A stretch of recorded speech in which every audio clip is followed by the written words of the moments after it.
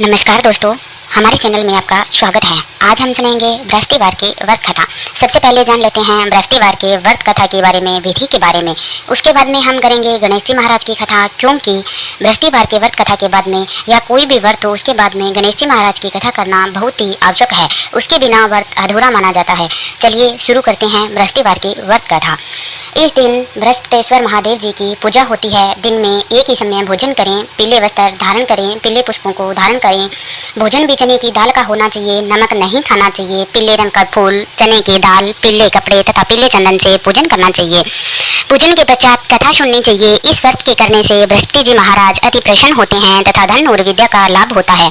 स्त्रियों के लिए यह व्रत अति आवश्यक है। इस व्रत में केले का पूजन होता है। बृहस्पतिवार की कथा प्रारंभ। किसी गांव में एक साहूकार रहता था, जिसके घर में अन्न, वस्त्र, धन किसी की कोई कमी नहीं थी, परंतु उसकी स्त्री बहुत ही कृपण थी, किसी भिक्षार्थी को कुछ नहीं देती थी, सारे दिन घर के कामकाज में लगी रहती। एक समय एक साधु महात्मा बृहस्पतिवार के दिन उसके द्वार पर आई और भिक्षा की याचना की। स्त्री उस समय घर के आंगन को लीप रही थी।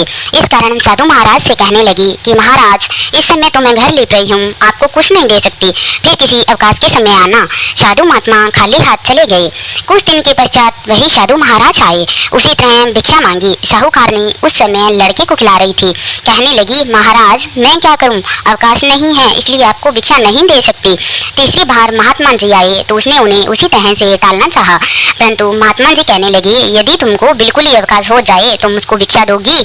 साहूकार ने कहने लगी कि हाँ महाराज, यदि ऐसा हो जाए तो आपकी बड़ी कृपा होगी। साधु महात्मा जी कहने लगे कि अच्छा, मैं एक उपाय बताता हूँ। तुम बृहस्पतिवार को दिन चढ़ने पर उठो और सारे घर में झाड़ू लगाकर कूड़ा एक कोने में जमा करके रख दो। घर में चौका इत्यादि मत लगाओ। फिर स्नान आदि करके घर वालों से कह दो उस दिन सब हजामत अवश्य बनवाएं। रसोई बनाकर चूल्हे के पीछे रखा करो, सामने कभी न रखो। सायंकाल को अंधेरा होने के बाद दीपक जलाया करो तथा बृहस्पतिवार को पीले वस्त्र मत धारण करो, न ही पीले रंग की चीजों का भोजन करो। यदि ऐसा करोगी तो तुमको घर का कोई काम नहीं करना पड़ेगा। साहूकारनी जी सब बृहस्पतिवारों को ऐसा ही करने लगी। अब कुछ काल बाद उसके घर में खाने को दाना न रहा। थोड़े दिनों में वही महात्मा फिर आए और भिक्षा मांगी, परंतु सेठानी ने कहा कि महाराज, मेरे घर में खाने को अन्न नहीं है, आपको क्या दे सकती हूँ। तब महात्मा जी ने कहा कि जब तुम्हारे घर में सब कुछ था तब भी तुम कुछ नहीं देती थी, अब पूरा पूरा अवकाश है तब भी कुछ नहीं दे रही हो, तुम क्या चाहती हो वह कहो। तब सेठानी ने कहा, हाथ जोड़कर प्रार्थना की, महाराज अब कोई ऐसा उपाय बताओ कि मेरे पहले जैसा धन धान्य हो जाए। अब मैं प्रतिज्ञा करती हूँ कि अवश्य में जैसा आप कहेंगे वैसा ही करूँगी। तब महात्मा जी ने कहा, बृहस्पतिवार को प्रातः काल उठकर स्नान आदि से निवृत्त होकर घर को गौ के गोबर से लिपो तथा घर के पुरुष हजामत न बनवाएं। भूखों को अन्न जल देती रहा करो। ठीक सायंकाल दीपक जलाओ। यदि ऐसा करोगी तो तुम्हारी सब मनोकामनाएं अवश्य ही भगवान बृहस्पति जी महाराज की कृपा से पूर्ण होंगी। सेठानी ने ऐसा ही किया और उसके घर में धन धान्य वैसा ही हो गया जैसा कि पहले था। इस प्रकार भगवान बृहस्पति जी की कृपा से अनेक प्रकार के सुख भोग कर दीर्घ काल तक जीवित रही। बृहस्पतिवार की दूसरी कथा। एक दिन इंद्र बड़े अहंकार से अपने सिंहासन पर बैठे थे और बहुत से देवता, ऋषि, गंधर्व, किन्नर आदि सभा में उपस्थित थे। जिस समय बृहस्पति जी वहां पर आए तो सब उनके सम्मान के लिए खड़े हो गए, परंतु इंद्र गर्व के मारे खड़े न हुए। यद्यपि वह सदैव उनका आदर किया करता था। बृहस्पति जी अपना अनादर समझते हुए वहां से उठकर चले गए। तब इंद्र को बड़ा शोक हुआ कि देखो, मैंने गुरुजी का अनादर कर दिया, मुझसे बड़ी भारी भूल हो गई। गुरुजी के आशीर्वाद से ही मुझको यह वैभव मिला है। उनका क्रोध शांत हो जाए और मेरा कल्याण होवे, ऐसा विचार कर इंद्र उनके स्थान पर गए।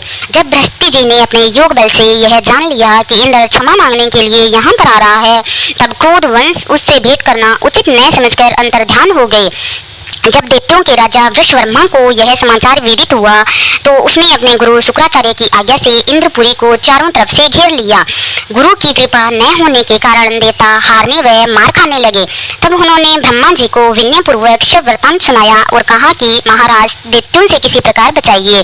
तब ब्रह्मा जी कहने लगे कि तुमने बड़ा अपराध किया है जो गुरुदेव को क्रोधित कर दिया। अब तुम्हारा कल्याण इसी में हो सकता है कि तवष्टा ब्राह्मण का पुत्र विश्वरूपा बड़ा तपस्वी और ज्ञानी है, उसे अपना पुरोहित बनाओ तो तुम्हारा कल्याण हो सकता है। यह वचन सुनते ही इंद्र त्वष्टा के पास गए और बड़े विनीत भाव से त्वष्टा से कहने लगे कि आप हमारे पुरोहित बनिए जिससे हमारा कल्याण हो। तब त्वष्टा ने उत्तर दिया कि पुरोहित बनने से तपोबल घट जाता है, परंतु तुम बहुत विनती करते हो, इसलिए मेरा पुत्र विश्वरूपा पुरोहित बनकर तुम्हारी रक्षा करेगा। विश्वरूपा ने पिता की आज्ञा से पुरोहित बनकर ऐसा यत्न किया कि हरि ईर्षा से इंद्र विश्वकर्मा को युद्ध में जीतकर अपने इंद्रासन पर स्थित हुआ। विश्वरूपा के 3 मुख थे। एक मुख से वह सोमवल्ली लता का रस निकाल कर पीते थे, दूसरे मुख से वह मदिरा पीते और तीसरे मुख से अनादि भोजन करते। इंद्र ने कुछ दिनों उपरांत कहा कि मैं आपकी कृपा से यज्ञ करना चाहता हूँ। जब विश्वरूपा की आज्ञा अनुसार यज्ञ प्रारंभ हो गया तब एक दैत्य ने विश्वरूपा से कहा कि तुम्हारी माता दैत्य की कन्या है, इस कारण हमारे कल्याण के निमित्त एक आहुति दैत्यों के नाम पर भी लगा दिया करो तो अति उत्तम बात है। विश्वरूपा उस दैत्य का कहा मानकर आहुति देते समय दैत्य नाम भी धीरे से लेने लगा। इसी कारण यज्ञ करने से देवताओं का तेज नहीं बढ़ा। इंद्र ने यह वृतांत जानते ही क्रोधित होकर विश्वरूपा के 3 सर काट डाले। मद्यपान करने वाले से भंवरा, सोमफली रस पीने वाले से कबूतर और अन्न खाने वाले से मुख से तितर बन गया। विश्वरूपा के मरते ही इंद्र का स्वरूप ब्रह्म हत्या के प्रभाव से बदल गया। देवताओं के एक वर्ष पश्चाताप करने पर भी ब्रह्म हत्या का वह पाप न छूटा तो सब देवताओं की प्रार्थना करने पर ब्रह्मा जी बृहस्पति जी के सहित वहां आए। उस ब्रह्म हत्या के 4 भाग किए, उनमें से एक भाग पृथ्वी को दिया। इसी कारण कहीं कहीं धरती ऊंची नीची और बीज बोने के लायक भी नहीं होती है। साथ ही ब्रह्मा जी ने यह वरदान दिया, जहाँ पृथ्वी में खड्डा होगा कुछ समय पाकर स्वयं ही भर जाएगा। दूसरा वरदान वृक्षों को दिया जिससे उनमें से गोंद बनकर बहता है। इस कारण गूगल के अंतरिक्ष सब गोंद अशुद्ध समझे जाते हैं। वृक्षों को यह वरदान दिया कि ऊपर से सूख जाने पर जड़ फिर फूट जाती है। तीसरा भाग स्त्रियों को दिया। इसी कारण स्त्रियां हर महीने रजस्वला होकर पहले दिन चंदा लेनी, दूसरे दिन भागातिनी, तीसरे दिन धोबिन के समान रहकर चौथे दिन शुद्ध होती है। संतान प्राप्ति का उनको वरदान दिया। चौथा भाग जल को दिया जिससे फेन और शिवाल आदि जल के ऊपर आ जाते हैं। जल को यह वरदान मिला कि जिस चीज में डाला जाएगा वह बोझ में बढ़ जाएगी। इस प्रकार इंद्र को ब्रह्म हत्या के पाप से मुक्त किया।